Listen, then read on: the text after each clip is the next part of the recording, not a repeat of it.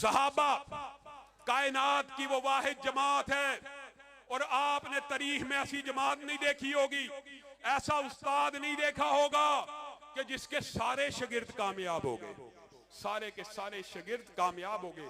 اور اللہ کی قسم، بندہ کئی مرتبہ صحابہ کی زندگی کے اوپر غور کرتا ہے تو آنکھوں سے آنسو آ جاتے ہیں کہ کیسے جلیل القدر ہستیاں تھی، کتنے کتنے رتبے تھے، لیکن رسول اللہ کے وضو کے پانی کو زمین پہ نہیں تھے گرنے دیتے۔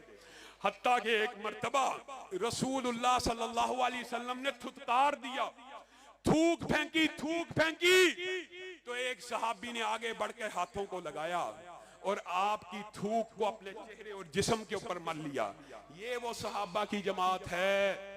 اور ایک صحابی ذہن میں خیال آتا ہے کیسا عجیب منظر تھا، رسول اللہ صلی اللہ علیہ وسلم فوت ہونے کے بعد چارپائی پہ لیٹے ہوئے، ایک صحابی رسول اللہ کی داڑھی کو ٹٹول رہے۔ صحابہ نے پوچھا یہ کیا کر رہے ہو؟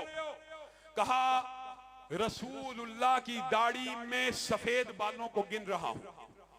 آپ ان سفید بالوں کو کیوں گن رہے ہیں؟ کہا آنے والی نسل میں، آنے والے دور میں اگر کوئی سوال کرنے والا ہم سے پوچھ لے کہ رسول اللہ جب دنیا سے گئے تھے تو داڑھی میں کتنے سفید بال سے، ہم جواب دے سکے کہ 19 بال سفید تھے۔ صحابہ نے رسول اللہ کی زندگی کو جس طرح مقید کیا، جس طرح کیپچر کیا، جس طرح محفوظ کیا، اللہ کی قسم آج کا ویڈیو کیمرہ بھی وہ کام نہیں کر سکتا۔ رسول اللہ کی صبح، دوپہر، شام صحابہ نے ساری کی ساری محفوظ کی۔ علامہ ہشام الہی ظہیر کے بیانات حاصل کرنے کے لیے آفیشل چینل علامہ ہشام الہی ظہیر کو سبسکرائب کر لے۔